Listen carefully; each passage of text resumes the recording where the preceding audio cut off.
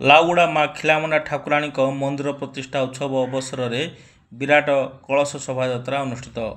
ରାୟଗଡ଼ା ଜିଲ୍ଲା ପଦମପୁର ବ୍ଲକର ଲାଉଗୁଡ଼ା ଗ୍ରାମର ଅଧିଷ୍ଠାତ୍ରୀ ଦେବୀ ମା ଖିଲାମୁଣ୍ଡା ଠାକୁରାଣୀଙ୍କ ନୂତନ ମନ୍ଦିର ପ୍ରତିଷ୍ଠା ଉତ୍ସବ ଆଜିଠାରୁ ଆରମ୍ଭ ହୋଇଯାଇଛି। ଏହି ଅବସରରେ ଆଜି ଏକ ବିରାଟ କଳସ ଶୋଭାଯାତ୍ରା ଅନୁଷ୍ଠିତ ହୋଇଥିଲା। ମାଙ୍କର ନୂତନ ମନ୍ଦିର ପ୍ରତିଷ୍ଠା ସହ ଏଠାରେ ବିଗ୍ରହ ପ୍ରତିଷ୍ଠା କାର୍ଯ୍ୟକ୍ରମ ଅନୁଷ୍ଠିତ ହେବ। ଏ ହେଉଛି ସେହି ଦୃଶ୍ୟ। ଦିନ 12ଟା ସମୟରେ ଏଠାରେ ନିକଟସ୍ଥ ନାଳରେ ଗଙ୍ଗା ଆହ୍ୱାନ କାର୍ଯ୍ୟକ୍ରମ ଅନୁଷ୍ଠିତ ହୋଇଥିଲା। ସମସ୍ତ ଗ୍ରାମର ମହିଳା ଏବଂ ପୁରୁଷମାନେ ଯୋଗ ଦେଇଥିଲେ। ଗଙ୍ଗା ଆହ୍ୱାନ କାର୍ଯ୍ୟକ୍ରମରେ ଯୋଗ ଦେଲା ପରେ ଏକ ବିରାଟ କଳସ ଶୋଭାଯାତ୍ରା କରି ମନ୍ଦିର ନିକଟକୁ ଆସିଥିଲେ। ଏହା ପୂର୍ବରୁ ମାଙ୍କର ବିଭିନ୍ନ କାର୍ଯ୍ୟକ୍ରମ ଅନୁଷ୍ଠିତ ହୋଇଥିଲା।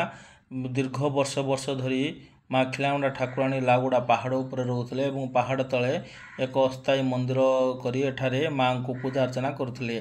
ପ୍ରତି ବର୍ଷ ବିଭିନ୍ନ ସମୟରେ ଏଠାରେ ମାନସିକଧାରୀମାନେ ପୂଜା ଅର୍ଚ୍ଚନା କରୁଥିଲେ। ତେବେ କିଛି ବାଦନ୍ୟ ବ୍ୟକ୍ତି ଏବଂ ସରକାରଙ୍କ ଅନୁଦାନ ପ୍ରାପ୍ତ ହେବା ପରେ ନୂତନ ମନ୍ଦିର କାର୍ଯ୍ୟ ସମାପ୍ତ ହୋଇଛି। ଆଜିଠାରୁ ଆରମ୍ଭ ହୋଇଛି।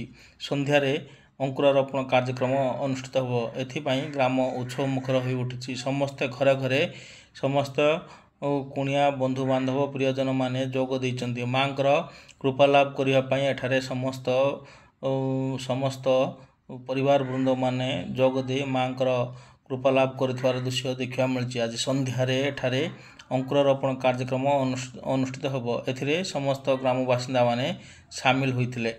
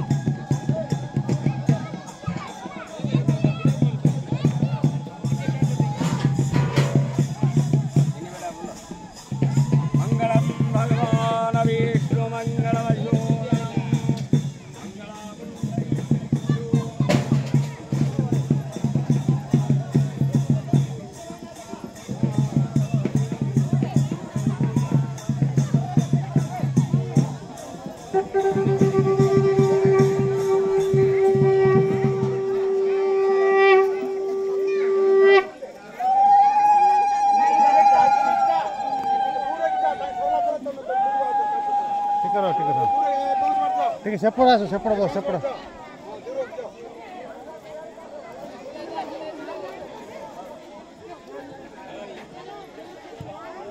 ठीक रह जा